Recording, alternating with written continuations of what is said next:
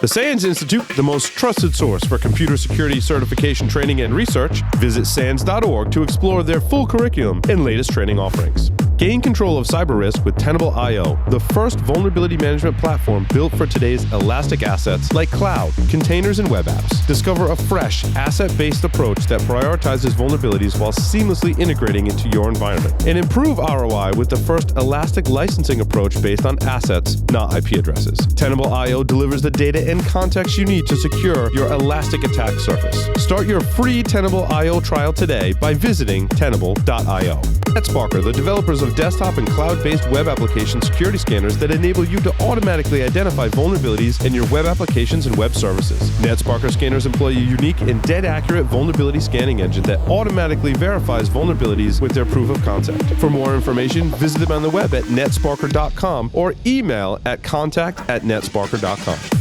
The Threat Connect platform enables organizations to identify, manage, and block threats faster with threat intelligence, automation, and orchestration, providing security teams a platform to unite their people, processes, and technologies behind an intelligence-driven defense. Threat Connect helps increase visibility into networks and integrates with defensive tools to close the gap between threat detection and response. Get your free Threat Connect account today by visiting threatconnect.com/Security Weekly. Welcome back, everyone, to Paul's Security Weekly. Security news for this week. I whistled. What's new, Paul? A lot of things are new. Jeff?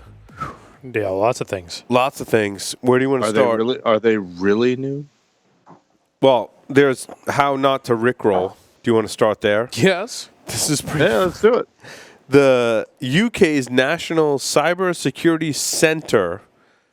So they basically made a tweet that was a call for people to, how did they put it? They wanted socio-technical experts. So, socio-technical security experts. Security experts to weigh in on Twitter and have like a Twitter discussion. The fuck is a socio-technical security expert? We'll get there. Hang on. Not like a sociopath? Take a breath. Hold on. Take a breath. Everyone relax. And they were like, well, a sociopathical technical expert, whatever it is this. And they put a link to a Rickroll. Oh, God. But in the link to the Rickroll, Twitter automatically puts like the little thumbnail below it. And so it was the Rick Astley video that was in the thumbnail, so everyone knew that they would be Rickrolled if they clicked the link. So it was like a perfect example of how not to Rickroll. The statement, say what you will about the Register, it's like the TMZ of security. Yep. The Register, they had an awesome statement. They said a question and answer session organized by the NCSC on Twitter featured, for reasons nobody understands, socio-technical security experts responding to the great unwashed inane queries on the controversy-stricken Microbabble website. That was their quote. It's a pretty epic statement by the Register. Wait. Controversy-stricken Microbabble the Whiskey Tango Foxtrot. Controversy-stricken microbabbling website. Microblabbing.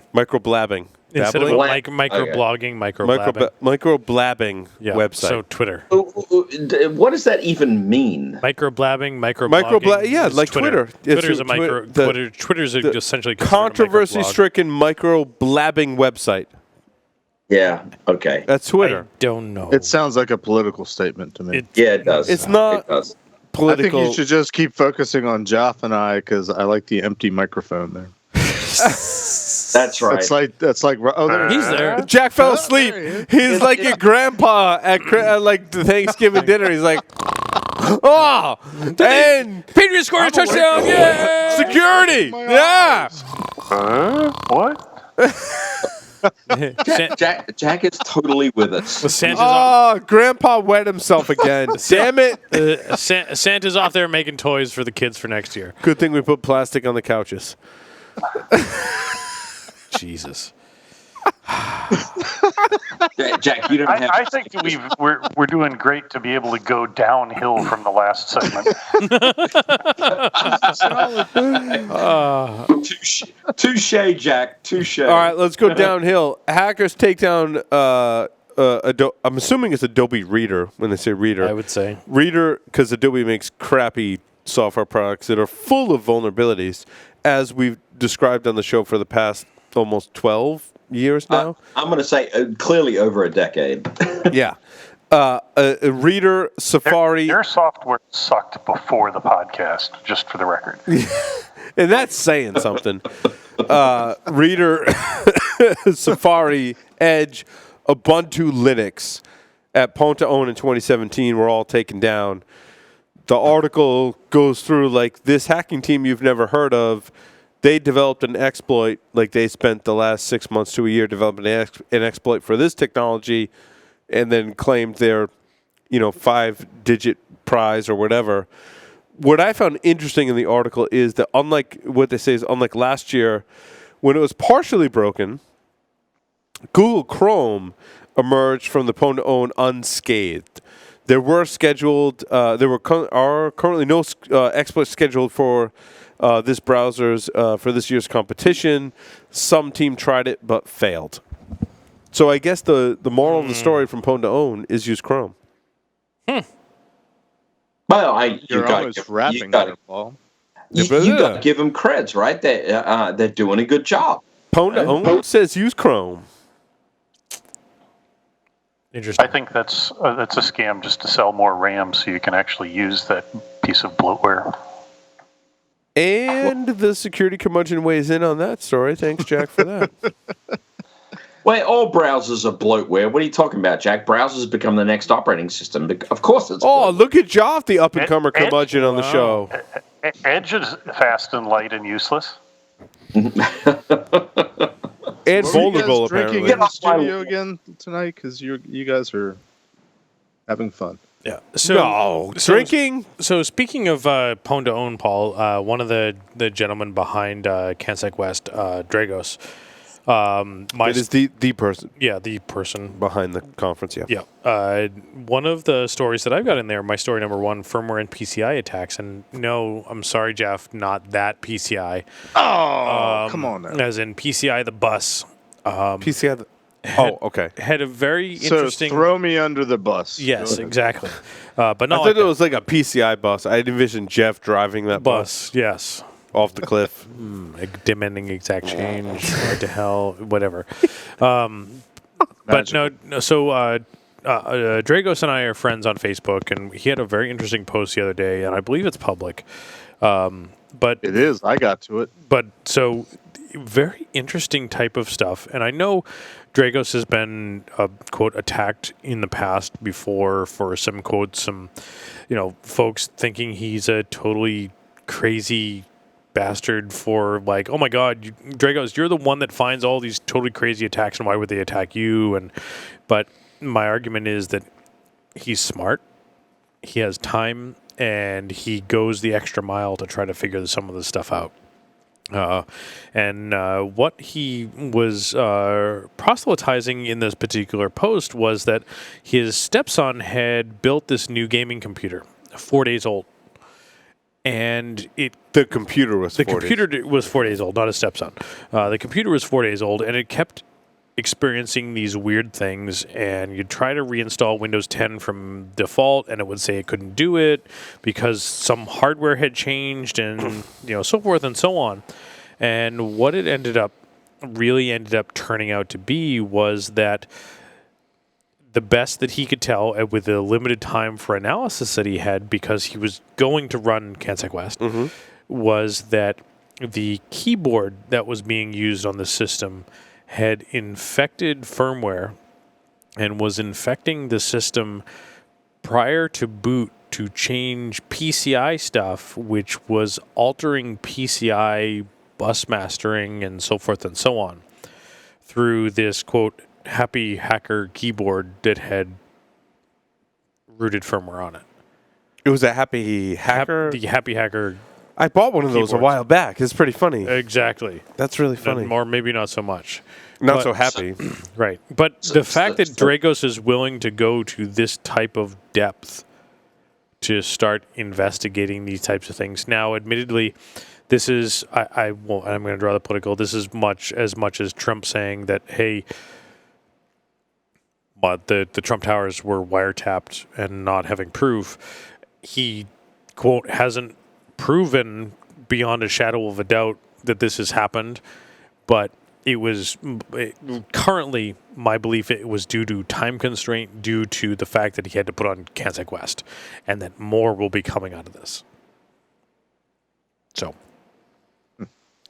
there are stories, and I've known Dragos to be a very genuine individual. But there are other than that, Yeah. which I've known as well, and can back you up on that point. But there are other stories. We saw that Apple severed its ties with Supermicro because Supermicro delivered servers that were pre-pwned in the firmware of the servers. Yep. And having malware. And I think, covering the security news and multiple shows, including this one, that's becoming a little more prominent lately. That makes me very uncomfortable when we buy hardware. And it's already pre-pwned. Yep. And this It's happened in the PCI world, that other one, too. The other PCI world, Jeff. Yep. Well, that's actually a general trend, too. It's not just server hardware. I mean, think about the embedded device market, pre-pwned firmware all over the place. Well, Android. Checkpoint just found that Android had 38 different model phones that they found were pre-installed with some kind of malware. Yep. Or other kinds of spyware, which we kind of knew, but they also found that some, not all 38, but some were pre-configured with malware. We always knew that, like, Samsung phones basically all come with friggin' crapware. And I'm gonna pull the string on Jack Daniel on that one. So Jack, you and I have had Samsung devices, and we've always been very curmudgeon-y about the crapware that's installed. Hey, I'm in your club. They're terrible. You want proof? Don't even buy Samsung. Go to dx.com. So dealextreme.com and search for Android, or likely something will show up in your front page that has like a $15 Android tablet, or one of their brands of phones that are Android installed, coming direct from China, and they're super cheap because it's not because the phones are cheap, it's because you are the product. Absolutely. Go buy one of these phones, go buy one of these tablets, and sniff the network connection and see what happens. I have one of these tablets, and just is it trash? Is it the complete? It works. And it's very interesting. The chipset is kind of, and the reason I bought it, it's kind of like that's kind of weird. The reason I bought it was because it had the same chipset and was of the same manufacturer and almost nearly identical as to the hardware devices that was in another IoT device that I was testing that didn't have a screen. But it had the connector for the screen. Right. So I bought this device hoping that I could transplant the screen from this device to that device. How'd that work out? It didn't. But I've got this tablet that cost me, the 7-inch tablet that cost me $10. What? It's amazing. For $10 for an Android tablet, for a 7-inch Android tablet. The back comes off. That's really super cheap, right? You want to do Android reverse engineering? Yeah. You don't even need to virtualize anymore. You have a $10 tablet. You can get like 5 of them, and it's fine. I ordered 3 of them because it's from Deal Extreme. Like, and what happens when one comes broken? You have 2 more. And of course, all of them show up working perfectly fine. So now I've got 3 fucking tablets that are all backdoored by the Chinese. Maybe. Conceivably, you could wipe it and put Android on it. Yeah, I was going to say, can you do a reinstall, wipe it, and start from scratch? And if you can, then I haven't tried. That's a really nice test platform, right? I haven't tried because, quite honestly, I don't care. Because, quite honestly, I've taken the back off of it and tried to dissect it for the LCD panel, and that's really about as far as it's been, and for display purposes. But still, amazing. Of course, the nice thing about Android is that you can run the emulator and you can test in virtual software, which is super, super nice. Unlike the closed Apple market. But, Hey, do we want to talk about how Yahoo's been breached? Oh, God. How long ago? No. Wait, I thought they weren't Yahoo anymore. What? Are they changing their name? To Verizon? Yes. No, they have a new name, don't they? What? I actually talked to a recruiter. Verhu? I don't know. Verhu? No, what's the what they have? They do have a new name though, don't they? Yehizen? Yeah. Yeah, it's called Verizon. Fire sale. Fire. Yeah, they have a new name. It's like Yahoo. Oh shit. Yeah. Oh no. Moving on. No. What? So what about the breach, Paul? Oh, did we want to talk about think it? so. I was waiting for the verdict to be out and whether or not we're talking about let's the put it breach. this way: it's in the news, and it's something that our listeners may have to answer to their parents about.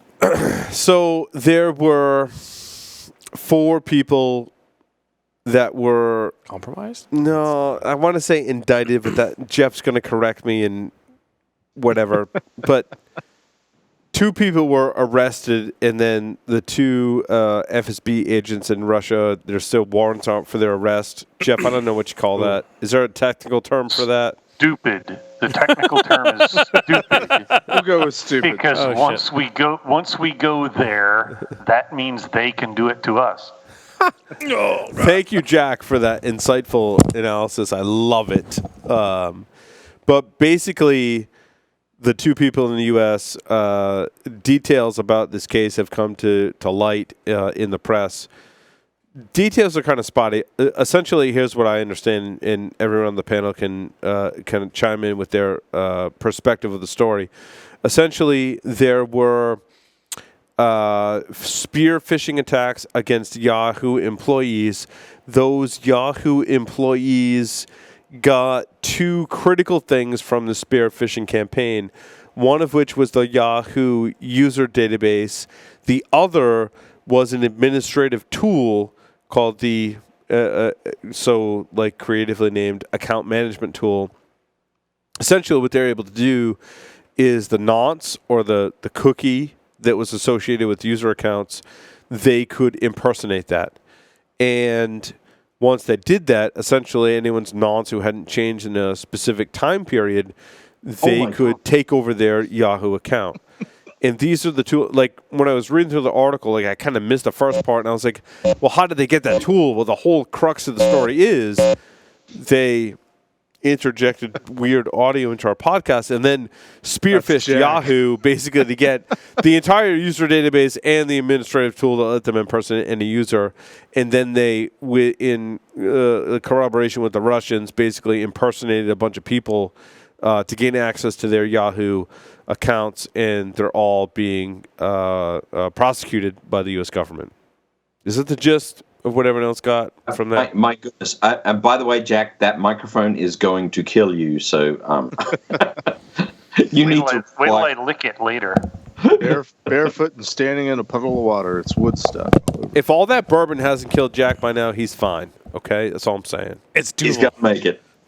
And what's Larry doing in the studio? I was grabbing more beverage. Oh, and I forgot. Get more. You didn't get Paul one. He was grabbing something. I'm not sure it was beverage. I think the sex toy segment might have got Larry a little bit excitable. Mm-hmm. Good to know we're classing up with the Jim Beam. That's good. Thank you. Or he's like, anyone else on Yahoo? Hey, no, let's move on. It's boring. Really? Yahoo. Yeah. Yahoo's old news now. Next one. Okay. Retro Hunting. Sans Internet Storm Center Xavier Martins posted an article. It's a pretty neat, basically, bunch of scripts that searches the MISP, which is an open source kind of blacklist kind of thing, and then takes that data, cross-references it with what's in your Splunk database. He puts it on a cron tab, basically says, like, are these bad IPs being used in my network, and completely automates the process in really like a cheap or even free process. All these other threat intelligence companies are like, oh, you should buy threat intelligence for us, and here's a case where you can basically do it free.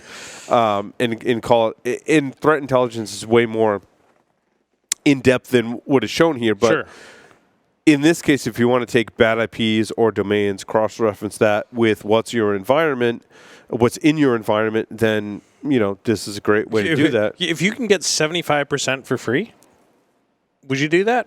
Why not?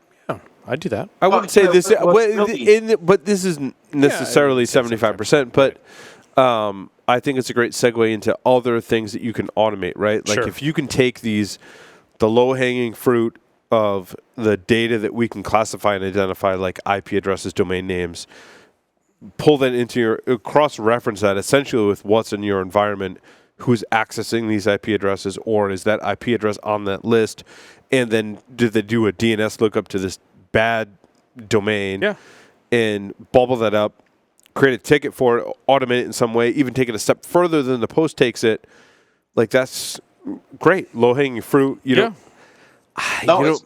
more than great. It's more than great, Paul. It's adding local context to the analysis as well, right? I mean, the thing that people have to do is bring a local context to it. And this is the lowest common denominator of local context, right? Like, I'm not bringing in what data, how often this host was connected, whether or not this host showed other signs of malware. Conceivably, you could do a lot of that in this open source kind of build it yourself kind of method. So that's why I included in the show, because I think it was a great kind of segue into doing all of that. So absolutely, that was a great post from Sans ISC. We skip down to machine learning. Yeah, that was my story number 16. Especially given last week's discussion. Yeah, it is. It's a great follow-on. What if we were to take what we know about machine learning, couple with what we talked about with Hiram last week on the show, and kind of theorize what if the attackers were to use machine learning against us?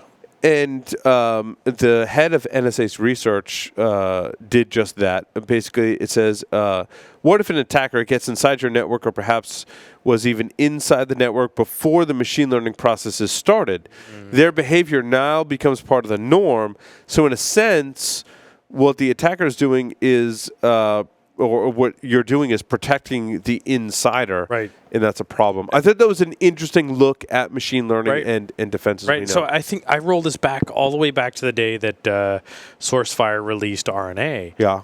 And it was basically beginning the baseline of what's going on in your network, and it's observing all of this stuff happening on your network. But what if they're already in, and you're observing this stuff that's already in your network, and that now becomes part of your baseline? Yep. And then I roll it back even further to the Stone Age. Please do. No, I actually had a follow-up discussion with Hiram Monday or Tuesday, because we hit it off so well, and I wanted to ask him more questions about machine learning. But this is one of the questions I brought up was, how long before the bad guys start using the machine learning and the AI? And we talked about how it's like the old. It's very interesting, Jack. It's like the old Cold War days where it was, in the technology world, it's a game of cat and mouse. You build something that does something new, and then you're good for a little while, and then the adversary figures out how to defeat it and do something different, and so you have to come up with something new and different. So there's a cycle to this, and I think as sexy and new as machine learning is, it's still just another technological advancement. In fact, Hiram and I talked about how AI has been around for quite a while. We don't even call it AI, but he's like, well, a search function, that's AI. While it's fun and sexy, and there's a lot of companies out there, the marketing is getting behind the machine learning, and we're doing all sorts of cool gee whiz stuff. It's just a matter of time before somebody figures out how to defeat it or use it against you. I think it's worse than a matter of time. I think it's already being done. And I don't have any hard evidence on that. But, but you have to assume, if you look at classification algorithms, you look at decision trees, you look at, learning algorithms using neural networks. This technology's been around, just like you said, Jeff. It's been around for a long time. Mm-hmm. It's nothing new. What's new is the application to the paradigm, right? And if you've got a new application to the paradigm, okay, great. You can market it, you can sell it, and everything else. But it's already been done. You've got to think it's been done. If you're a motivated nation-state adversary, motivated large organization, you're going to have access to that kind of technology. It's not. You lost me at motivated. Okay.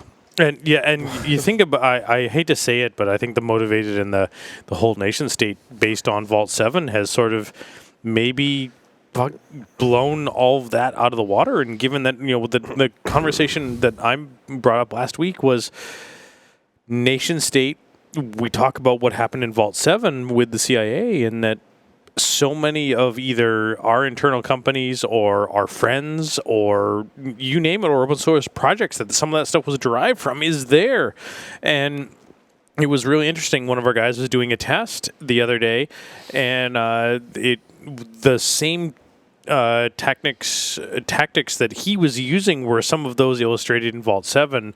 And of course, the customer joked with us that, Adam, at least as good as the CIA.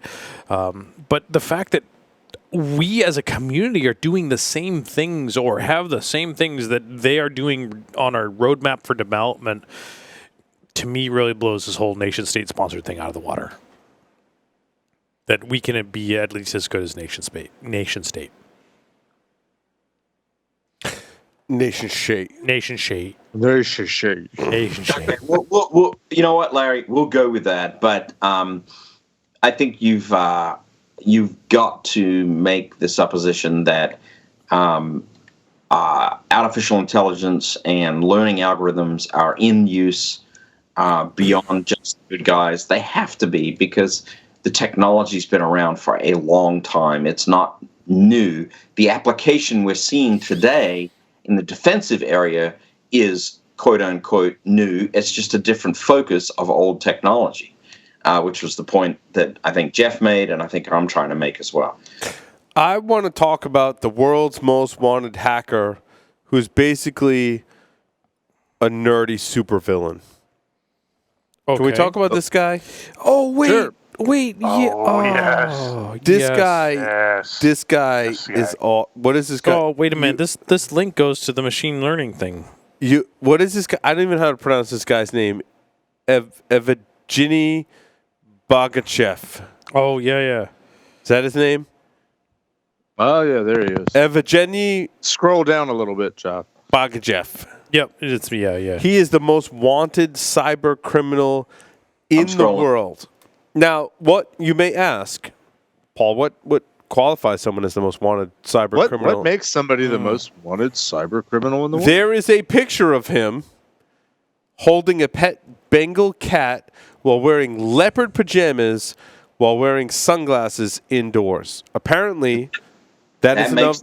That is enough. Other than the fact that he's basically made millions of dollars, has all these vacation homes, and instead of rental cars at his vacation homes, he just buys cars and parks them in all the cities. So read down a couple paragraphs, Paul. He was one of the Russians that were indicted for being part of the Russian hacking of the U.S. presidential election. This is true. He also has a yacht. And a Bengal cat. And he also owns a mansion and a yacht. In a mansion and a yacht. And point of order, it wasn't a millionaire. It wasn't Russian hacking of the election. It was Russian hacking of the DNC with potential influential disinformation towards the population. But he has awesome leopard pajamas. That's my point. Fake news. And they're probably real leopard skin. I want leopard pajamas. I used to have leopard skin pajamas when I was a kid. Okay, we didn't. Prints. You know what? They weren't real though? leopard I'm skins. trying not to think about that right now. Because Paul wants leopard pajamas for himself, so he can ride his Segway back and forth. Ride my Segway in my sunglasses with my Bengal cat. I'm going to find a picture of me. Can we pause leopard and go to Jeff's one story and make sure we give this? Yeah, what let's it make sure we have deserves? time for this. I was still talking about leopard pajamas, Jack. I know you were. That's why I'm really excited about. This is like a thing. So Jack's going to bring us down. Yeah, I am. I am going to bring us down. That's okay. We lost Becky Bass this week, and that's significant. If you did not know her, it is your loss, but there are so many of us who did. and owe her some part of our careers and lives that it is substantial. And she was a technologist. She was long ago known as the den mother of intrusion detection. She was at NSA and helped the people that did early network behavior analysis and intrusion detection, network analysis stuff. She went on to testing, pen testing, and so many things. Jeff needs to talk about having actually worked with her, but so many people that founded vendors that we know of, people that are friends and peers, got their starts because of her. There's so many people whose lives she touched, not just as a technologist, not just through that, but because she was a genuine and amazing person. And it's interesting to see how many people, the ones that really get me are the young people who just had, brief interactions with her, who are blown away by her loss.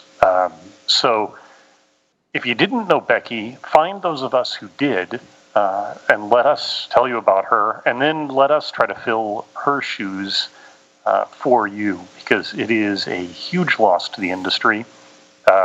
But we're gonna plow on. And Jeff, you knew her a lot longer than I did, so I'll shut up now and let you say what you need to say. Yeah, Jeff, please share with her, with us, your memories of her, please. And that was going to be my thing, because it's amazing that we're at a point in our industry where we're starting to lose some of our veterans, as opposed to industries that have had that happen for many years, and that our industry is so new.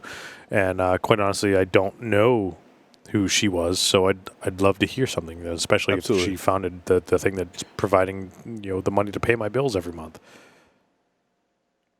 Yeah, so I've known Becky for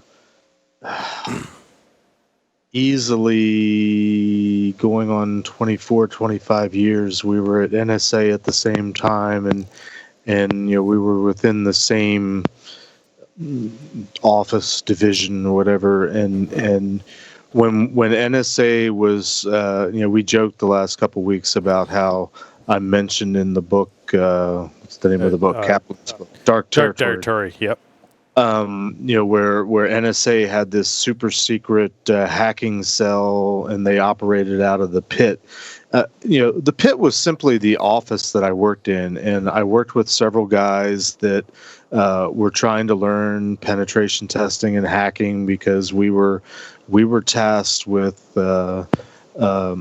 trying to test the security of networked systems, and how well does the DoD do within the classified world of network systems, and so we were trying to learn hacker methodology. We were trying to learn, sort of live the lifestyle, live the culture, and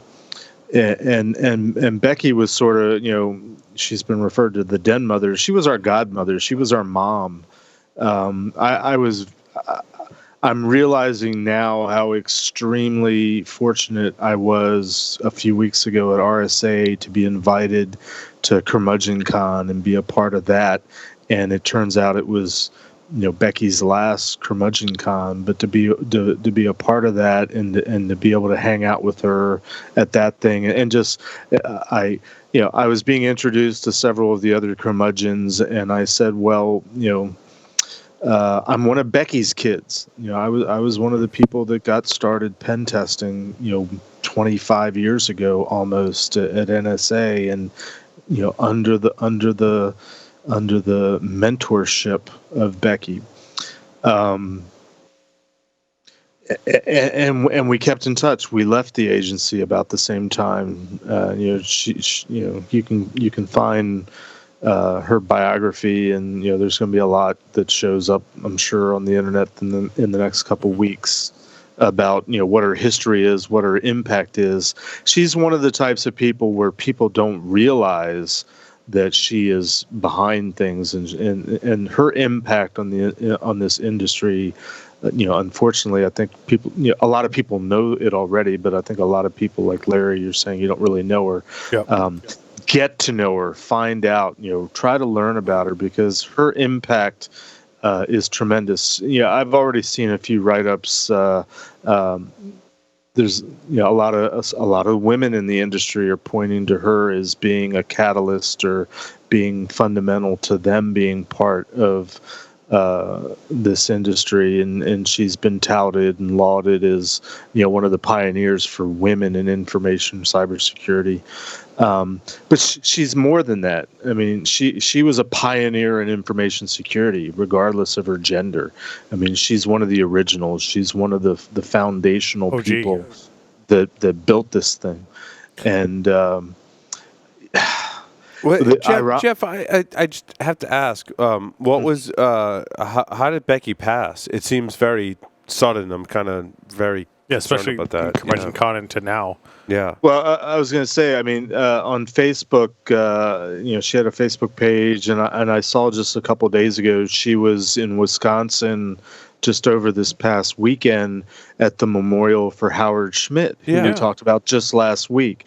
And there's a picture of her and Spaff, and they're smiling, they're taking a selfie, and I knew it was bittersweet that they're getting together and having a chance to hang out at one of their friends, at one of the at Howard Schmidt's memorial service. And then a few days later, I'm getting an email from Spaff saying, "I don't know how to tell you this, but she just died." So really sudden. apparently she had some sort of a seizure, which led to a heart attack, and so it was very sudden. I guess it was very sudden. It was unexpected, and they did. She was. I mean, I'm reading in between the lines a little bit. What Spaff said was that she was without oxygen too long, so they declared her dead. So they got to her at some point, but apparently they had to pull the plug on her and call it. Yep. So Jeff, to lighten the mood a little bit, I want to ask a question. Sure. Were you in fact part of Operation Eligible Receiver? I actually left the agency before Eligible Receiver, but I know a lot about Eligible Receiver. I know the people who did it. They were the people that kind of filled in backfilled the pit as some of us left. Excellent. Ron Gula is one of the original members of the pit, and he and I left about the same time. What is Eligible Receiver? You got to go read the book. Got to read the book, Paul. Okay, go read the book. And to give some folks, I know a bunch of folks asked me what the name of that book was. So it was Dark Territory by Fred Kaplan. I did mine on audiobook, and I finished that actually on the way home from the podcast last week and needed to move into the next book. And the next book was Countdown to Zero Day. Yeah, I think I read that one. And I will say the book... Who did Countdown to Zero Day? Crap. I can tell you... Well, I'll tell you right here because it's on my audiobooks right here. Yeah. No, I want to say I read that one. And so Countdown to Zero Day is the Zero Day Stuxnet and the Launch of the World's First Digital Weapon by Kim Zetter. And I think, Jack, I think you recommended this one. Yep. And I will say the book so far has been really good. I'm on chapter 6, so I don't know where that is in the book, but I will say that the audiobook commentator, the reader of the audiobook, oh my God, I want to shoot myself in the face. It's boring. Oh, really? Because some audio... You've got to crank the speed up on it. The only way I could make it through that book, the audiobook, was to crank the speed up. I forget how far I had to go to make it listenable. Some audiobook... readers are awesome, dynamic. Like unbelievable. And I started listening. And what's to this funny thing. is I'm a Patriots fan, and I heard that Bill Belichick provided some audio commentary to a movie about World War II, and I'm like, wow, good thing he's a good football coach because he's not an audiobook guy. Yeah, this is one of those that it's very interesting in that you can tell the audiobook quality in by the person that they have read it, that is very dynamic and is making it exciting just by their voice and their inflection. It's hard. You know from teaching, like you can be in front of a crowd and make eye-to-eye contact with people and get excited about something. And you have to have the knowledge, obviously. I mean, that goes without saying, but you can be excited about something and have a dynamic relationship with your audience. When you're reading an audio book, dude, you're looking at a wall. Yeah. And that's hard. But now, and to also speak to the challenge of that, like when I read some of the commercials or audio spots for the show, like sometimes I read it, I'm like, hold on. Like I read like one or two sentences and I'm like, I got to do that again. I can't imagine reading an entire chapter. audiobook and having to be on point for the whole This thing. one is particularly interesting in that for me the commentator is particularly dry and isn't trying to, at least in the very beginning, the first 10 minutes, it's like, oh God, am I going to be able to make it through this? Yeah. But it gets better. And the other one that I think also... The content is what keeps you going. It is. Exactly. But no, if you... in all honesty, if you listen to something like Snow Crash... Yeah. Or Hitchhiker's Guide to the Galaxy. Oh my gosh. Like some of the readers for those things, dude, they're just like, Phenomenal. oh my God, they're like awesome. I will listen to anything read by Bronson Pinchot. Because he's freaking... Dude, this Anything one... Neil Gaiman reads himself is amazing. Yep. Now, this one, you can very much... and most of them do a very good job of tempering this, but you can tell when the reader stopped and took a break, maybe for a day or two, and then started again, because it becomes very much, I'm going to get tired of doing this, and then the next chapter is, oh my God, it was so good. Yeah, you can tell that it's very much, that the staccato changes. Yeah. But So, if I can interject for a moment, yes, dude, please do. We're digressing, and I do want to go back to Becky for a few more minutes. Yes, please do. To give you some idea of perhaps the impact she's had on society, if not our community. There is a memorial service planned. I guess her interment is going to be next Tuesday. It's going to be in Leeds, Alabama. It's more the family and friends service, but they're planning a memorial service at the University of South Alabama. So they're I don't know how big Shelby Hall is, but it's going to be Saturday, March 25th. If you're even remotely thinking about what to do, I would recommend it's if you're nearby, make the trip. I've actually made the arrangements. I'm going to be able to be there. I think Jack has a conflict. He's not going to be able to be there, but there's no good way to send people off, and I'm feeling a little bit bad about becoming a curmudgeon, because since I've joined the curmudgeon, two of them have passed on, and I'm like, geez, this is bad omen or something. But there's no good way to send somebody off. But I'm fortunate enough to be able to be there. Well, Jeff, I slightly disagree. I think that there's nothing that can really truly help you like overcome the sadness of loss. But I think in terms of sending someone off, like even us just talking about people who have passed on the show or remembering them in a positive light and encouraging our audience to go read about them and remember them is a very positive thing. So, I think it's... Well, and the link that I posted, just to add another wrinkle or another layer, I'd go wrinkle because you're old. Thank you.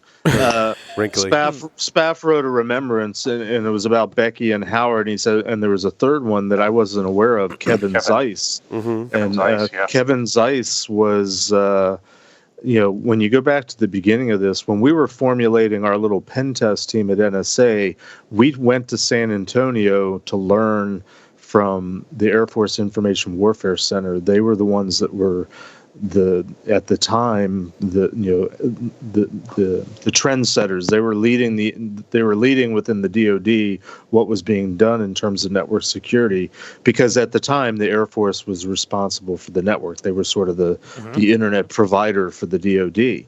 And Captain Zeiss was one of the guys that we met, and he showed us what they were doing. He showed us what we set up. He and Captain Waddell. And those guys went on to form the Wheel Group. And if you're in this community and you don't know who the Wheel Group is, you need to Google them and figure it out, because these guys were all pioneers. Bob Stratton was part of the Wheel Group, correct? Help me out, Jack. I don't know that one. That particular name. Remember it's Strat. It's got a long and varied history, but I don't remember that. It was a lot of Apple guys. Yeah. It was there was a guy from NSA, not me, that was involved in it. I used to talk with these guys on IRC. In fact, I got reacquainted with a guy that I knew from the Wheel Group days and an IRC, private IRC that those guys maintained, and I recently became reacquainted with a guy that I used to talk to all the time. I've never actually met him face to face. I love the name of the Wheel Group too. Yeah, Great name. Yes. But Jack and I were talking about this. Was it last week or the week before about how there's so much history? I mean, we're still a young industry, but there's so many pioneers. There's so many. Who we consider to be the big names today are not necessarily the people that were the big names back at the very beginning. The pioneers, the first people to do this. My peers, unfortunately, and sometimes they're my mentors. Becky was one of them. And I'll post things as they become available to the show notes. But I do encourage people to read up, and if you're not familiar with Becky and others, take the time to learn some of the history and some of the pioneers in this field. Yeah, I know. I'll reiterate. Go ahead, Jack. I was just going to say the link to Spaff's post. Unfortunately, for somebody who is not as old as he appears to be on the internet, I know nothing about that myself. Spaff has done an amazing number of firsts and has been a real trendsetter and groundbreaker in the industry. But in recent years, he's also become somewhat of a historian, and it's really kind of it's great that he's done it. But it's sad how many places in like the Shoulders of InfoSec wiki of mine that Spaff is the guy who wrote the memorial or tribute to somebody that we've lost. And whether it's Willis Ware or Bob Abbott or Gene Schultz or now Howard Schmidt or this week Becky. He's done some great stuff. I've asked on Twitter if anybody sees something cool, a good remembrance or memorial of any of these folks, please let me know. Reach out however you can find me. I will add it into the Shoulders of InfoSec page for the various folks. Somebody young in the industry reached out to me today, and I will include their very touching post about meeting Becky at the O'Reilly conference last fall. For someone who met her once in passing at a conference, the impact was amazing, and that's a common story. So I want to share as many of these as I can. And as I said earlier, Jeff, you and I, what is it? It's up to us now that we're the old farts to take over from them. And big Paul, shoes to fill. And Paul and Larry are filling the shoes too for future generations, and it continues down from us. So let's go back to talking about dongs or something, because this is like there's really no as time whittles down on this episode, there's really no way we could follow that up with anything else. And I think and you know what? Sometimes it's okay to go out on a somber note. Yeah, and I think, but the message I think is the same as it was last week or the week before with Howard Schmidt. Remember the people that were pioneers in our industry that influenced many of us. Yeah, and go, if you haven't heard of them, please go research them. I think that's the best way that I can feel to help all of us kind of cope and help remember the people that again influenced many of us that sit here on the show and many of us in the industry. Go research them and influence those who have influenced us. And I got to say, I hate the for me the audiobooks thing has been great. And those two books, the Dark Territory and currently right now a little bit more modern to that Countdown to Zero Day, have been a very interesting step back in time in the Wayback Machine and the Not So Wayback Machine for some very interesting stuff. So, Jack, if you have any other recommendations for some of that type of stuff for us to go back and learn. Have you read The Puzzle Palace? I have not read The Puzzle Palace. Jeff, please send us an email to psw@securityweekly.com. And I want to make sure that if that's an audiobook, I can read that, because this is my current genre of IT security history type of thing outside of the zombie and survival stuff that I normally read. Thank you, everyone, for listening and watching to Paul Security Weekly. Larry, take us out. Over and dongs.